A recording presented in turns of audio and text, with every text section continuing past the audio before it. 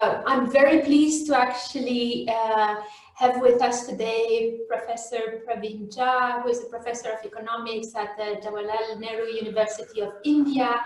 He was one of the key lecturers for the chapter on income security in our online course. I hope you are also following that course and you're enjoying.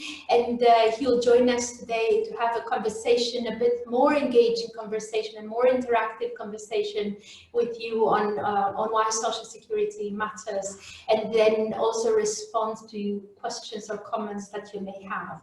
So I will not take more time and give the floor straight to Praveen to make his opening remarks, and then look for your questions. Thank you. You need to unmute your microphone, Praveen.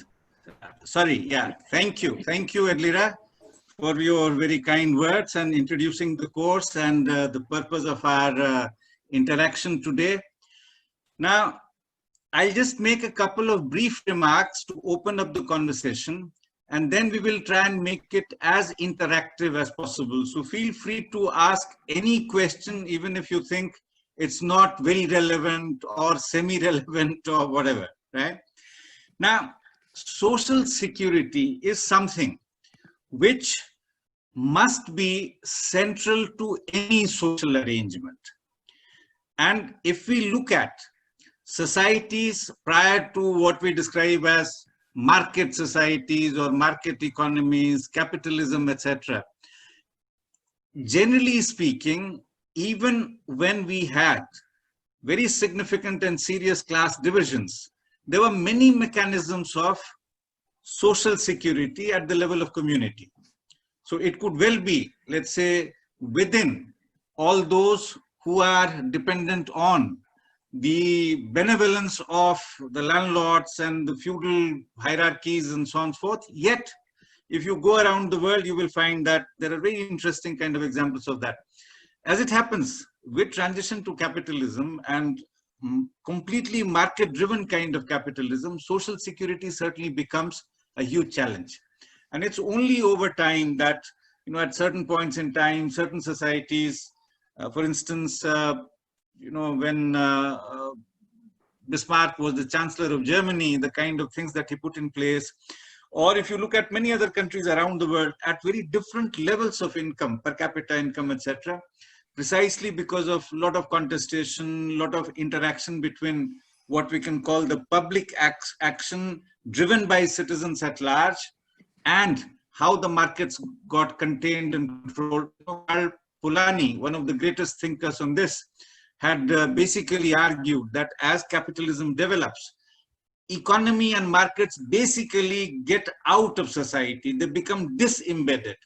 And then it becomes extremely important for the survival of the society and for the survival of the economy to actually re-embed the economy and markets into the society and so on. So that's a very tough political contestation, but that must happen. And this is what we call the great transformation. Right? So social security and its importance is something which can sort of hardly be overstated. This has to be absolutely, absolutely central. So the question is, what could be the mechanisms? How do we go about it? What kind of arrangements? These are the more operational questions that we need to be discussing and thinking about. So with that, let me open up the discussion. I just wanted to make a very brief remark. I don't want to get into too many details right now. And depending on which way you want to carry forward this discussion, I would be very happy to engage with you. So thank you for your attention. Edlira, please take it forward. I mean, unfortunately, we can only see Volker. We can't see anybody else. So I think in this case, whoever wants to take the floor would have to somehow give us a note that you want to ask a question to Praveen or make a comment. Apologies, I'll join like this. Sorry. Yeah, hi, Lily. Hello.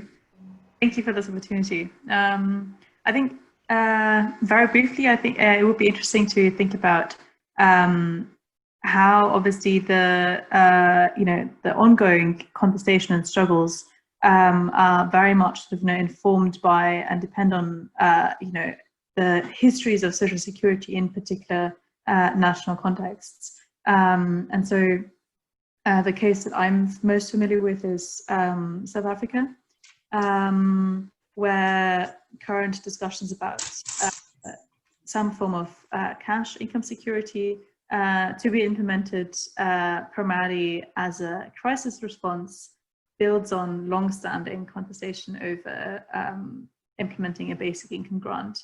And so there is a very interesting question to be asked about how, questions that relate to responses to the pandemic in terms of social security, in fact, are much larger conversations over what the gaps are in the social security system on the whole. And these will obviously be country specific. I don't know. That was my question or my comment.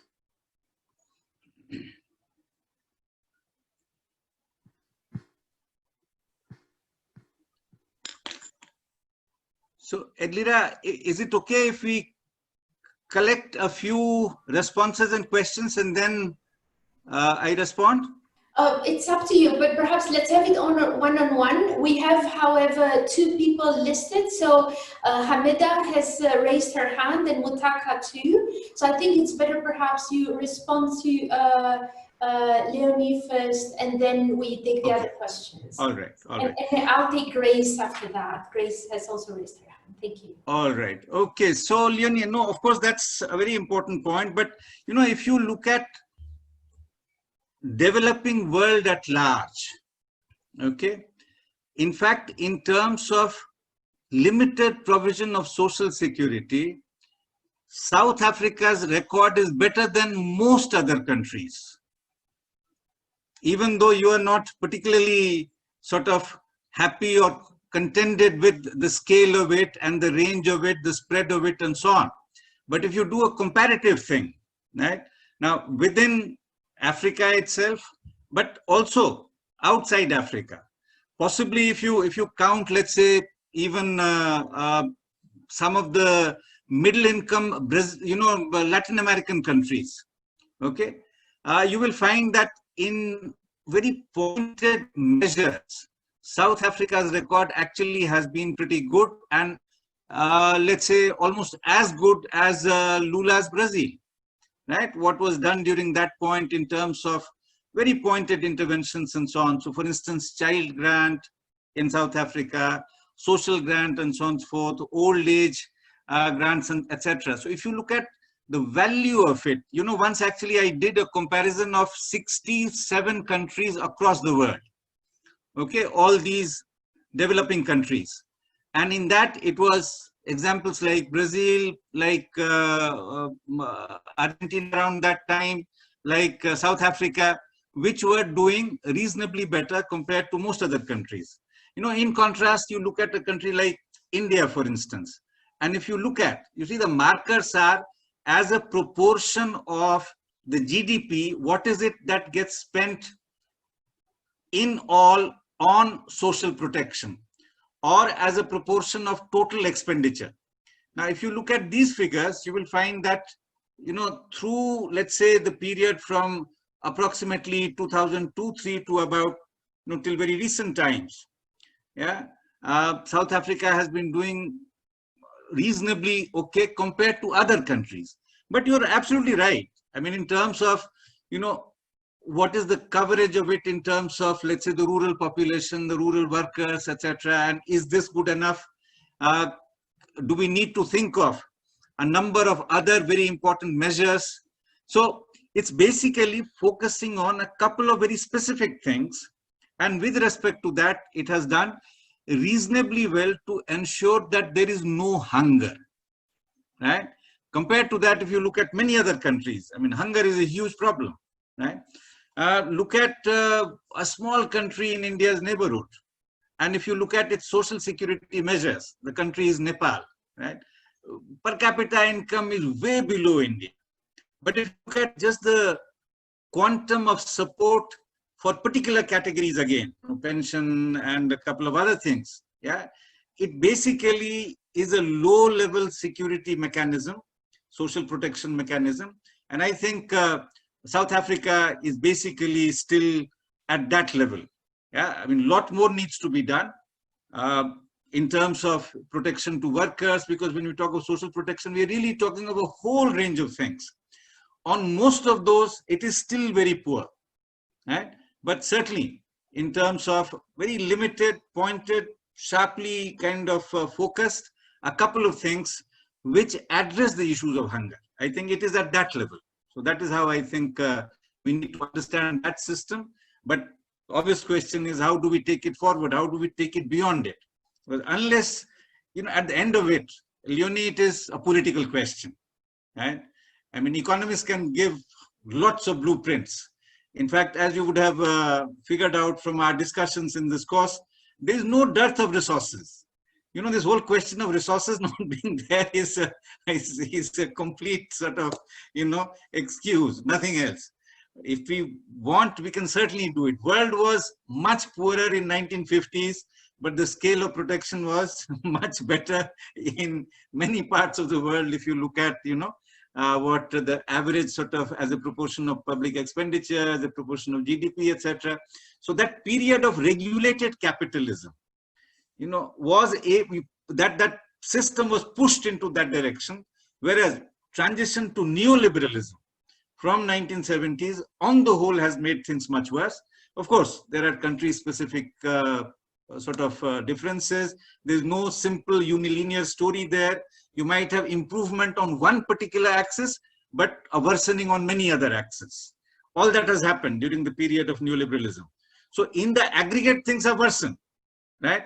Of course, South Africa's case is basically what we're talking about is after 1994, right? So it's a very, very, very different kind of thing compared to many other countries when we are looking at the post-Second World War story, right?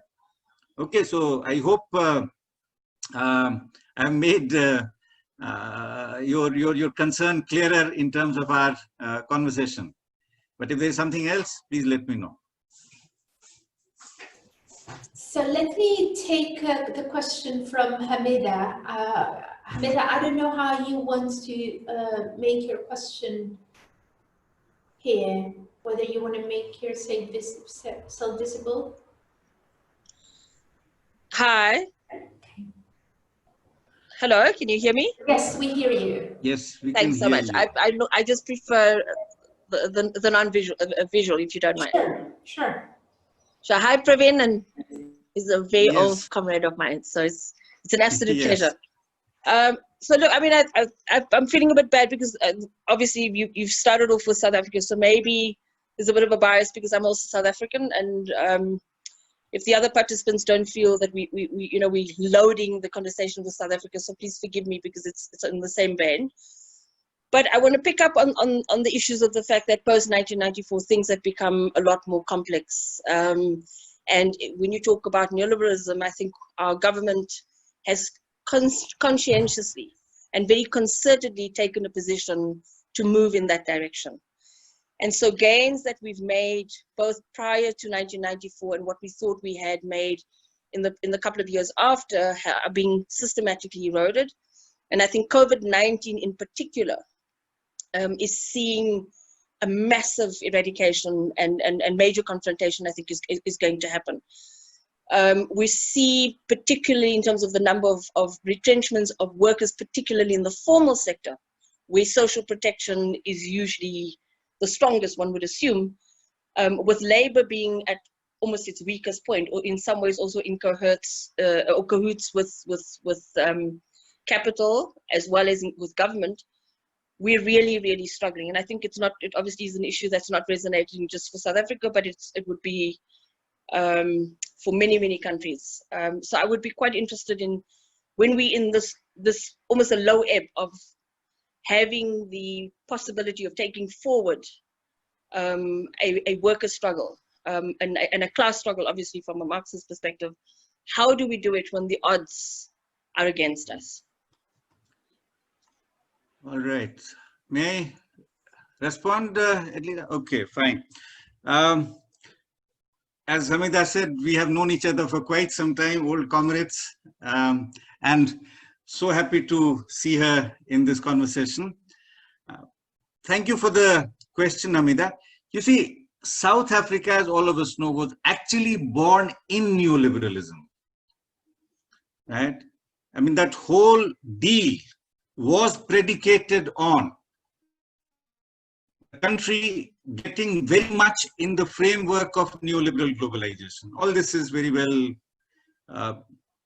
documented, established, etc., right? And as I said, with reference to a couple of very specific things, there were measures which were launched after, late 90s, 2000s, and so on and so forth. But when we talk of neoliberalism, one of the things which is absolutely clear and it's crystal clear globally, right? If you look at either the share of wages in total GDP or total value addition, if you look at the share of profits, they're moving in completely divergent directions. Wages getting compressed, share surplus going up, right? So there is something about the nature of neoliberalism. And this, in fact, there are lots of studies now which have examined information and data for countries across the world. You get it from all the sources. In fact, the major neoliberal sources like the World Bank, the IMF, the ADB, the African Development Bank, and so on and so forth.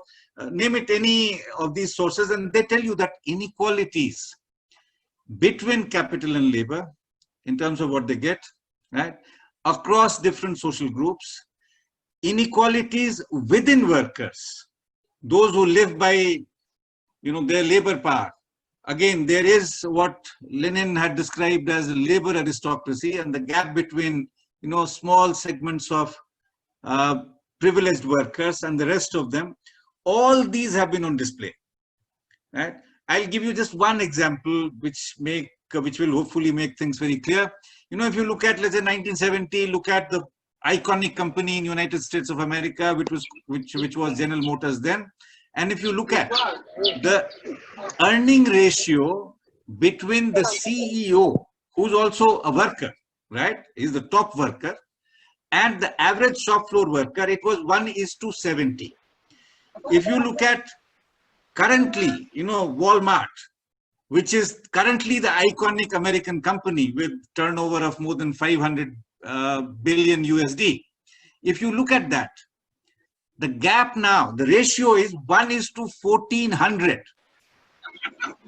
So 1970, 1:70, with reference to General Motors. Walmart today, 1:1400. Professor Joseph Stiglitz, he has done a very careful study of lots of corporations, and then he tells you that around 70, if you look at top 5,000, 6,000 corporations, you're talking of gap being 1:50. Today is 1:500, right? So that has been the broad direction. So, workers in general, and in particular, all those who are part of, let's say, the bottom 70, 80, 90% of the working segments, they have come under huge stress. So the question which you ask, Hamida, how do we move forward from here? Right? One of the things which obviously has to be at the center of whatever strategy finally works out is collaboration across workers, sort of across international boundaries and so on and so forth. Way back in 1867, Marx had said that if capital gets globalized and if worker is still bound by the national boundaries, it is terrible news for workers. If you cannot have international collaboration, etc., but then that is a very difficult thing, right? That is something which, of course, has to be on the agenda. Along with that, of course, it will have to be, a whole lot of local mechanisms and what can be done, etc. So I think at the end of it, it is a political question. As I said, how do we address those concerns, etc. In the context of South Africa? Are, let's say, those political groups, parties representing workers, are they really willing to come along and have a much broader front, right? Can they push ANC in a particular direction, which takes all workers along instead of becoming very, very anti-migrant, as we saw in the recent couple of years and so on, right? So we really need to sort of, have a much more complex kind of strategy there. We know, theoretically, we know what all needs to be done. The real challenge is, how does all that get translated into politics on the ground, right? The whole question of agency, etc., and how do we, now that will differ from country to country, sure enough, right? I mean, that is a very obvious point, but unfortunately, thus far, I think the movement in that direction is still very limited, and either externally or domestically, I think we need to do a lot more. Thank you. The next question is from Mutaka. You go ahead, Mutaka.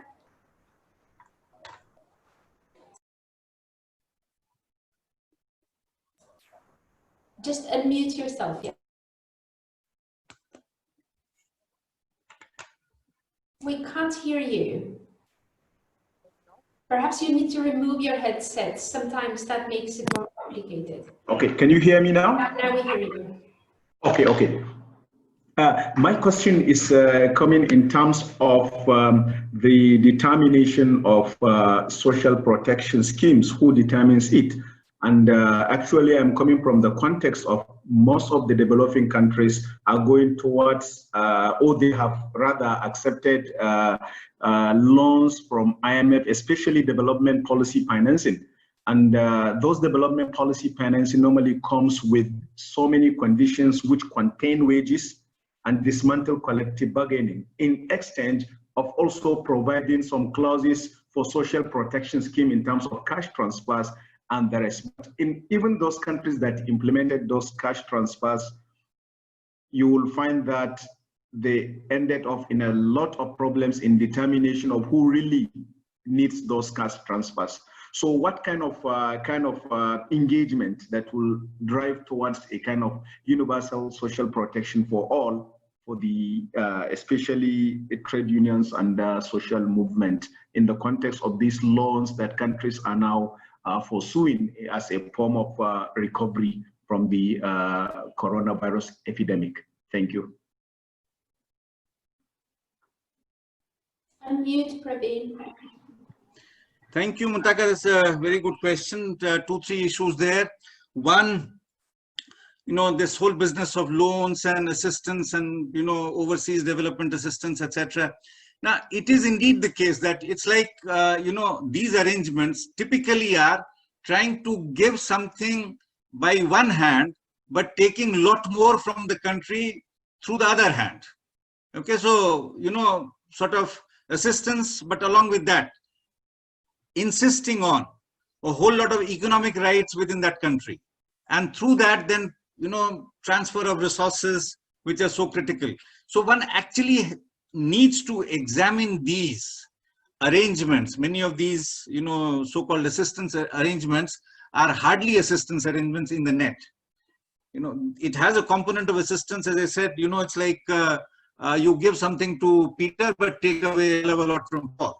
Right, in terms of different social groups and different segments and different parts of economy, etc. So the first thing is countries have to be a lot more careful with these arrangements in the name of assistance, etc. Right, because historical evidence tells you that there are lots of things which are in the nature of fine print, and if you ignore that, you basically then expose your economy, and when you expose your economy to vulnerabilities, it is largely your very vulnerable sections which get exposed, right?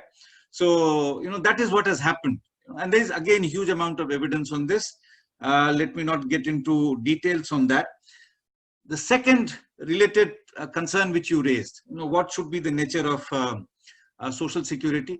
I think it's possible for all of us to agree on a core of social security, which flows, let's say, from UDHR, Universal Declaration of Human Rights, right?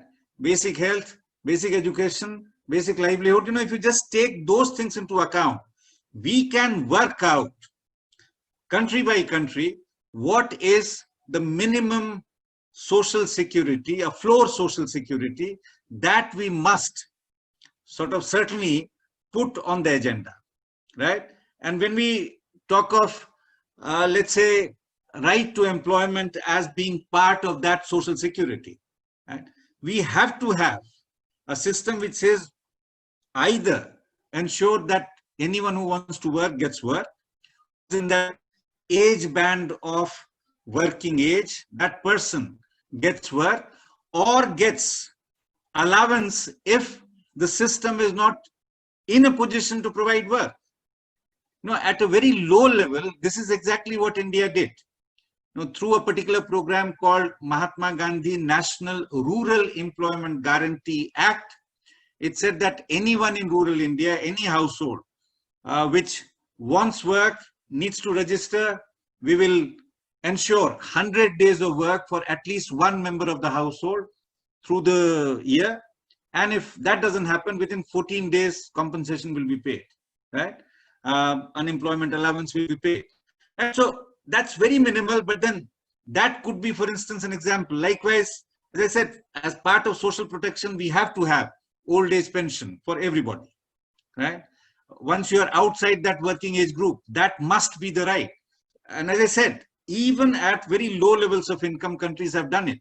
No, I gave you in my opening remarks the example of Chancellor Bismarck and what happened in terms of social security way back in 1870s. Look at the per capita income of Germany then, right? And if it could be achieved at that point in time, certainly, you know, there's no reason why, you know, some 150 years after that, we can't ensure it for very large number of countries without too much of difficulty, provided there is that kind of political mandate, right? Things like, to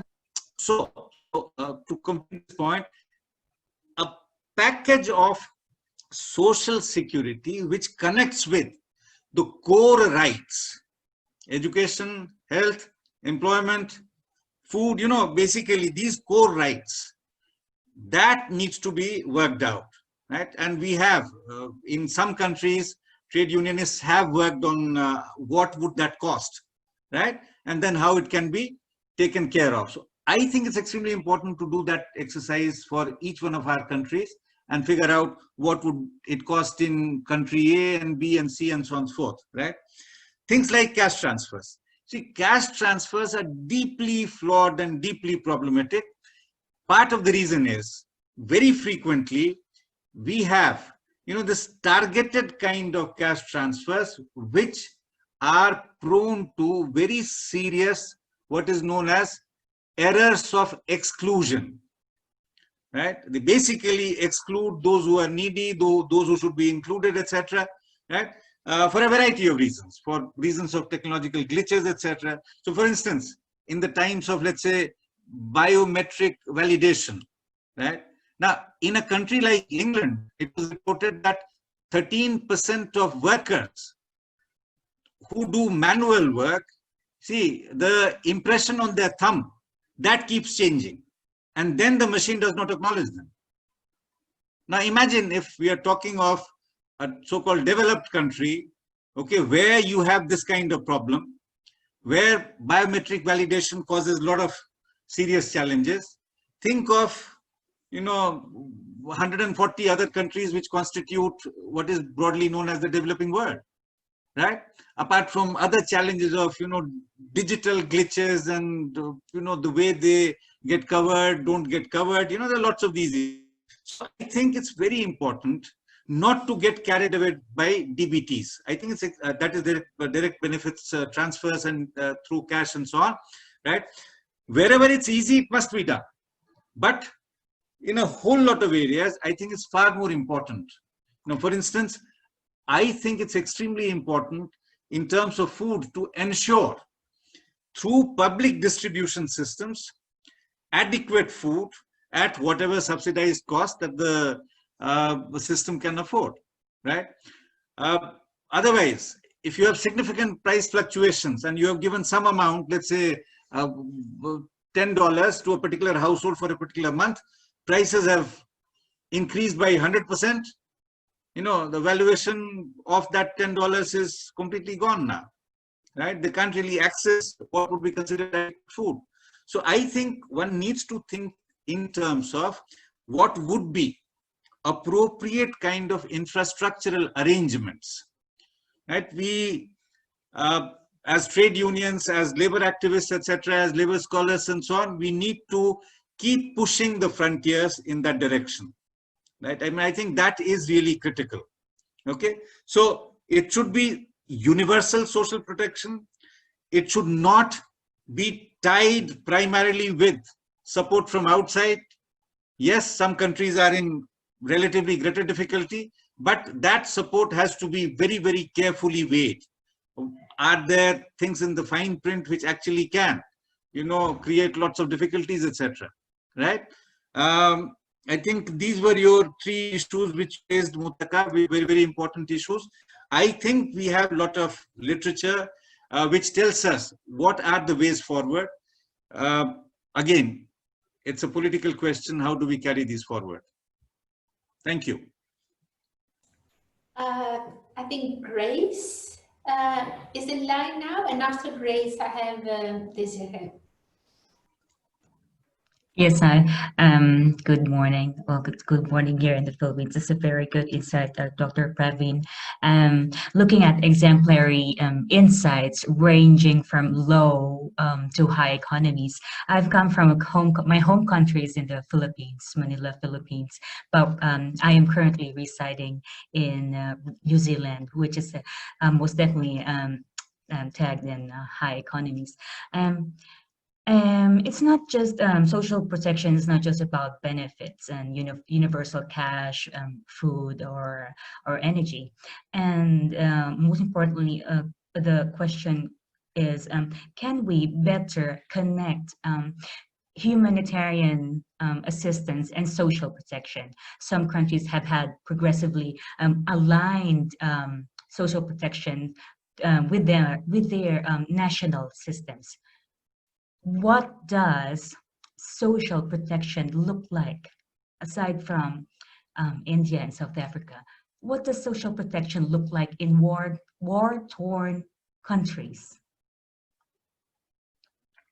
So about, after years of inception, grants awarded or grants raised earnings, but after what, a decade or so, these starts declining, and at the same time income among those not receiving grants, hence the control and the treatment of groups and converged in employment, earnings and consumption levels. A third insight could be, what's the state of, or what's the global state of pension post COVID? Looking at the safety nets through the lens of war-torn countries again. And then lastly, as a way forward, how long after some countries would have already progressively aligned with national systems and already ratified their social protections and strategies put in place, how long do these impacts last? Praveen, you're muted, but may I suggest that we also take the question from Desiree, because Desiree is actually, I think he's actually in the Mahama refugee camp, where he's representing, he's a Burundian young refugee, so perhaps it ties up to the question that Grace is making. So perhaps, Desiree, if you can just very briefly introduce yourself and your question to Praveen, so Praveen can take together the questions about this war-torn countries. You need to unmute, Desiree.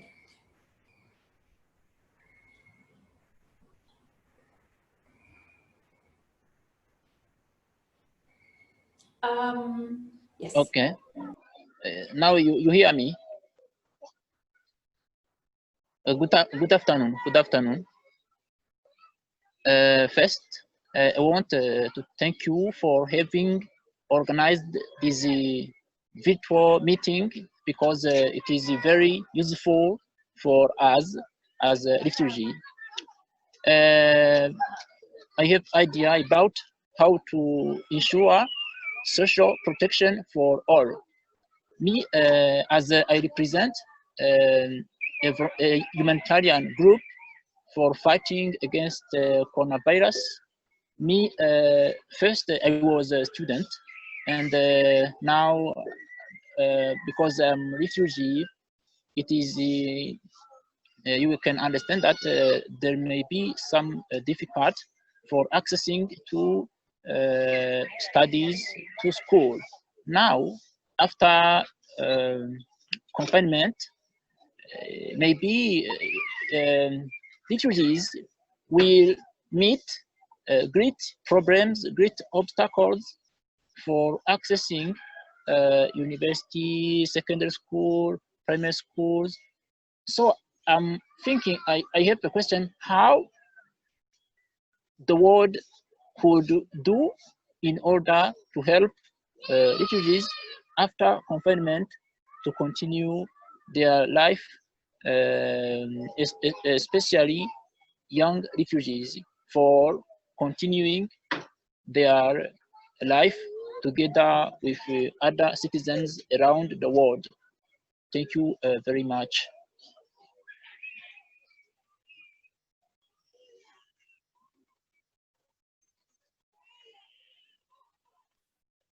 Thank you both, Desire and Grace, for again very, very profound interventions.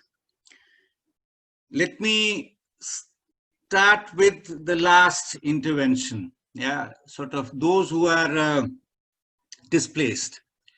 You see, unfortunately, if you are looking at the plight of the displaced, whether they are internally displaced or displaced out of their country, right? For a variety of reasons.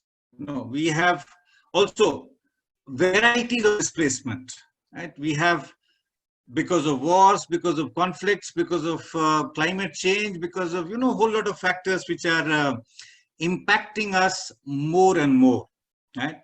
Now, unfortunately, with the ascendancy of neoliberalism, if you just look at the numbers of those who are displaced, right, that has zoomed in the last 30, 40 years.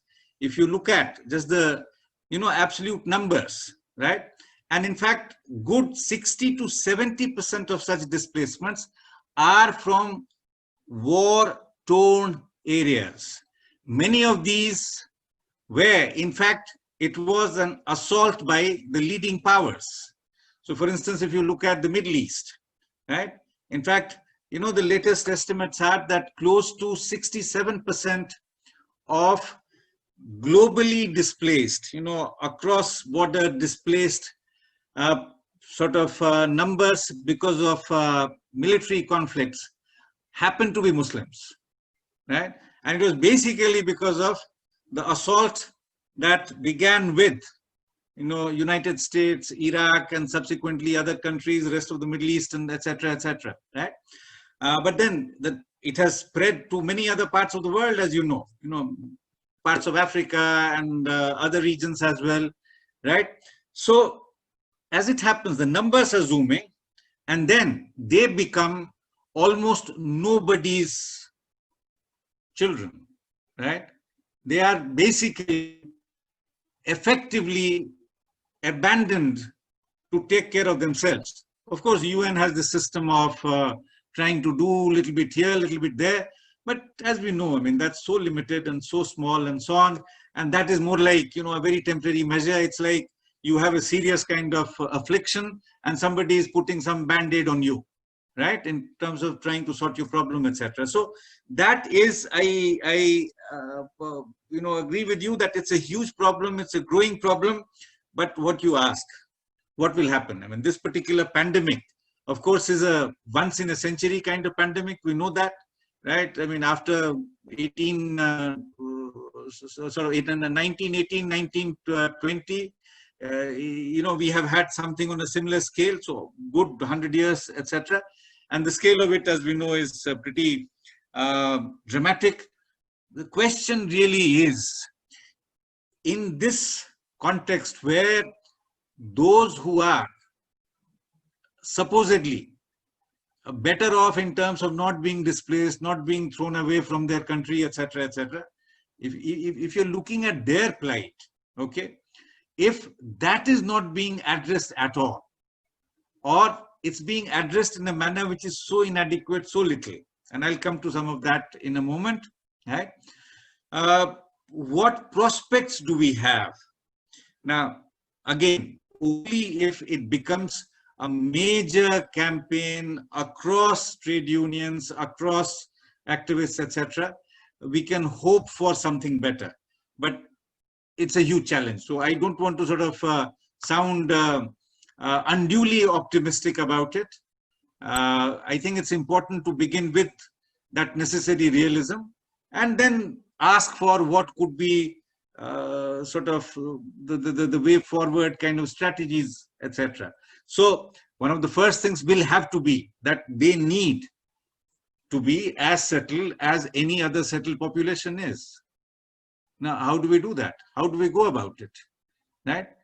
Because in the absence of that, it will only be something very superficial, some temporary support here. You can't really have any of those basic rights being met in a sustained manner, etc. So I think that would be the key question which we need to ask. With that, let me move to some of the concerns that Grace raised. See, Grace, I'm completely convinced that any decent model of social protection stroke social security has to be a national system, nationally owned, nationally driven. You know, anything else is just a mirage. It doesn't work in even the medium run, right? You know, short term, it might seem, okay, something is happening. We have got some support from here, right? Something from there. Some aspects of our needs are being met, but no. That will, if human history teaches us any one real solid message on this, it is exactly this. It has to be a national system, nationally owned, nationally managed, right? Yes, as in when unconditional support becomes available, good, right? Now, that unconditional support often has lots of hidden conditionalities. So one also needs to unpack those things. War-torn countries, you're absolutely on target, right? I mean, I think, you see, you know, I have come to now think of very large parts of the world actually being low intensity war zones. So it may not be a military, open military conflict, but the kind of contestations across social groups, across classes. Now, for instance, just to give you one simple example from your country, the country that you came, that you originally come from, right? Roberto Duetre's policies, etc., of let's say grabbing resources on a scale which is frightening. Yeah. Likewise, if you look at even countries which are doing otherwise better, you know, take the example of China and what has happened to land dispossession on a very significant scale, which sort of, you know, is acknowledged now close to 30 million. You know, peasants have been displaced. Take the example of India. China, India, people talk about their economic growth and economic might, etc. India, close to 60 million people have been dispossessed from their land, etc. Now, that's a war. It's a low intensity war, right? When you basically grab whatever is the basis of livelihood, basis of their existence, etc., right? In multiple ways, not only economic existence, but, you know, there's a much deeper meaning to existence, right? So we have to look at, you know, how these low intensity wars have become endemic to neoliberalism in large parts of the world. You know, in one of my visits to Cambodia, in fact, a very well-known leading establishment figure, he sort of said that, look, these companies now want our mountains and rivers. these companies from US and so on. Now, can you imagine the scale that, and all this in the name of aid? Yeah, we will build a road for you. We build a super highway for you, but we also need to have access to, mountains and forests and so on and so forth.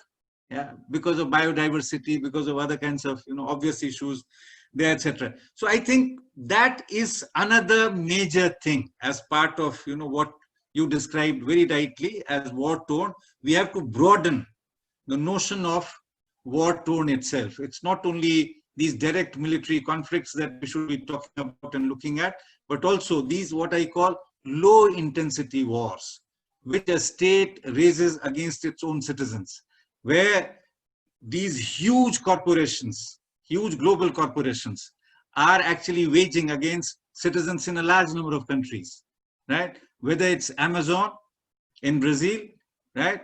Or example that I gave you in Cambodia and so on. So what happens to them? Again, at the end of the day, unless we not only contain but reverse neoliberalism, to my mind, there is very little hope.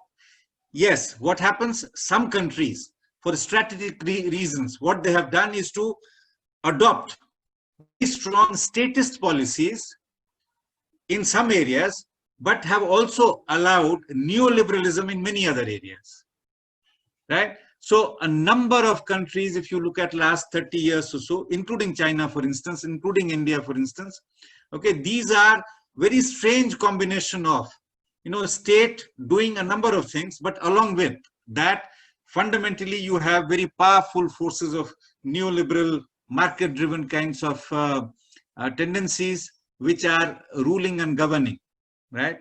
So my sense is that sections do gain very substantially. So if you look at top 20%, 30% of the population, 40%, yes. You see, many of them feel that, yes, we are getting a lot more today, but workers in general, right? And all those who are vulnerable, for most of them, in many of these contexts, we find that things are very, very vulnerable. So even if for a short while you might get something, these are not sustainable. They can't sort of, go beyond a certain very limited shelf life. Okay, for something to be durable and sustainable, it has to be a very solid nationally owned kind of system, as you flagged. Thank you. Do we have any other question? Sandra, you want to make a question? Yes. Yes, it's not necessarily a question, or it's a question about your opinion, because I would be interested if you think that the COVID-19 crisis is increasing the chances of getting social protection for more people in the world, or if you think that it's going to be more difficult. So, because on one hand, we see a huge amount of solidarity for key workers, for people who are actually keeping the world going during this crisis. And we see global demonstrations about racial discrimination and Black Lives Matter. So there's clearly a movement there trying to show what the issues are. But then we've also got the fear of more nationalist, more populist governments coming into force because of it. And also the thing of those most affected, struggling for survival, will they be interested in fighting for other workers and wanting to collaborate with those workers, or will they just try to survive and basically not be ready for a sort of a struggle of workers? Thank you, Sandra. Again, very good points you have raised, and all these are, in fact, very much in the contemporary context relevant issues. And all these tendencies, you can identify those. As you said, you have movements for solidarity, but you also have very powerful tendencies at divisions, right? You have strengthening of these. You see, nationalist is actually not an appropriate word. One should call them authoritarian regimes, fascist regimes, right? Nationalism can be a good thing, right? You know, old-fashioned nationalism, which says that, look, we have to care for our citizens in a manner which is good for everybody. I mean, I think is a great idea, yeah. And that is what the regulated capitalist regime was. If you look at, how the welfare state becomes very much in the driver's seat, it was very much in the context of nationalist regimes all over, right? So we have to sort of, I understand the sense in which you're using nationalism, but I think it's important for us to also make it clearer. Now, you see, the COVID pandemic, in fact, has assaulted in the developing world at least the bottom half massively. You have data from everywhere now. Yeah, all these major institutions, right, have given you a lot of information. So if you're thinking of what is considered the most acute kind of poverty and so on, so World Bank tells you that at least in this year alone, we will have 60 million more people descending into that. Other sources, ILO, for instance, tells you that 436 million MSMEs, so all these small enterprises, etc., small, medium, micro kind of enterprises, and so on and so forth. Most of them will basically go to the sea, and then what happens to the workers who are dependent on that, and so on. So if we look at the devastation, part of it is because of the nature of the lockdown, the way it was implemented in many countries. The lockdown itself was considered very important to save lives, medically speaking, but it also created in those countries which in any case were very vulnerable, right? Take the example of India, for instance, where good 80% or so people are considered vulnerable. I mean, that's a very large population we are talking about. And ILO tells you that close to 2 billion workers across the world have been hit very hard. Of that, 1.6 billion has been hit massively hard. Right? So we have all these numbers doing the round and so on and so forth. Right? In India, it is said that the gains that we had made in about, even in that limited kind of gain in terms of pulling people out of very low level of economic existence, over a 10-year period, it was 270 million people who had been brought above that very, very miserable kind of line, okay, which we call poverty line.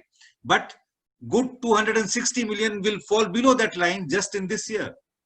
So what was gained over, good decade will disappear in no time, right? So if we start looking at, sort of countries across the world, it's just that, for instance, in Africa, the spread has still been very limited compared to, let's say, either South Asia or Latin America now. Of course, Europe, given its resources, etc., and given the systems that it has, could handle these things much better.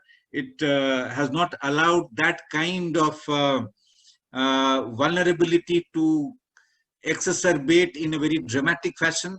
People have not died of hunger. People have not died of very basic needs and so on and so forth. Right? But in large parts of developing world, where you have these, the pandemic really playing havoc, you can see that it really has been a huge kind of devastating impact. Now, what is being done to address that? Very little. Unfortunately, as we speak today, right, we find that in many of these countries, the support is so little, right? Now, somehow, whatever the traditional systems of support that we have, so in rural areas, if people have, let's say, some grain left, etc., they are basically sort of trying to ration that. Instead of having 3 meals, they would have maybe 1 meal, 1.5 meal, try and sort of take care of the children and the more vulnerable. etc. So, you know, it's basically these kinds of mechanisms. The public support has been, by that I mean state support, has been very limited. What certainly has happened is that lots of NGOs, okay, have chipped in, and you see, governments are very happy. Governments are very happy that somebody else is doing their job, right? So you have an ActionAid, you have one Oxfam, you have, you know, you name it. All of them are in this, you know, sort of business of saving lives, etc. But then, can we think of that as a reasonable, durable option at all, right? In a way, it also tends to justify this very inhuman kind of response from public authorities and the state and so on. So what we are witnessing is not only a massive humanitarian crisis, but actually a massive humanitarian crime. We need to call it by that name. You know, states in many parts of the world have been so utterly callous, right? And things are not improving as yet. Right? So at the end of it, you know, as you were saying, is there hope? I would say that if we can't hope now, I would imagine that the hope has then possibly receded for many decades if we can't get things right now. You see, so this is really the time when, you know, the humanity has to sort of ensure. So that is, so, you know, I would certainly kind of, I'm an atheist, so I don't really pray, but if one can think in terms of some prayer, that would be the prayer that, okay, let it come together and let's think of, because you see, resources is not a problem at all. You know, we know that. Yeah. The amount of resources that we already have in this world can take care of the entire humanity in a much better fashion. Right? So it's the distributional question, it's the question of how do we intervene, etc. So can we push for those arrangements? That really is the key question. So I hope, Sandra, that we move in that direction. And, you know, this, you know, frontline workers, etc., that you talked about. You see, in many parts of the world, we are clapping for them, we are showing some nice lights for them, etc. But if you look at what is happening to many of them, you see, even they have been abandoned to their own fate, right? In many countries, you don't even give them basic gear, the basic protective sort of mechanisms, etc. So there are lots of these challenges. Let's hope that we find ways of moving forward. Thank you. Well, this was a very interesting conversation. I'm really glad we had, and thank you so much for your time, Praveen, to come together, to come and engage with our workshop. I think some very interesting things have come up out of this conversation. I think one very interesting point was, for instance, it seems to be a need for strengthening public administration and tracking better the poor, for instance. So in many countries, my own country, Albania, for instance, the government doesn't even know where the poor are. So really strengthening the public administration, going against exactly the smaller state that has been the predominant ideology of the last decades would be a way forward. I think also the very important question that came from Desiree, the Burundi refugee, and from Grace, raises, of course, the question of citizens versus people. To whom should social protection be accessible? Only to citizens or people residing in an area? And finally, I think the very important question, the million-dollar question of solidarity within the working class. And as really one of the most important ingredients of pushing forward for the agenda. And perhaps we may be looking at it, although the solidarity within the working class has always been quite a problematic term even to define the working class per se, but we may be looking at it right now within the pandemic's context, in which workers have understood the crucial importance of low-paid workers who have been designated as essential workers. And perhaps there we may be seeing some sort of solidarity coming up, and perhaps it's really a breakthrough the neoliberal hegemony of the last decades. I thank you everybody for being part of the conversation. We're going to have another discussion on Monday, and we'll have the announcement pretty soon on actually how to move from immediate responses to crisis to comprehensive social protection systems with another expert from the course. I do hope that you are following our online course and the different video lectures there, because they're somehow connected to these conversations. And thanks again, Praveen, and thanks everybody for the time. And do write to us if you have any other questions. Thank you. Thank you very much for this very engaging conversation. And thank you, Adlira, for coordinating it. Thank you very much. Very happy to have met all of you. Let's keep in touch. Absolutely. Thank you. Thank you. Bye. Take care. Stay safe. Thank you. Thank you, Dr. Praveen.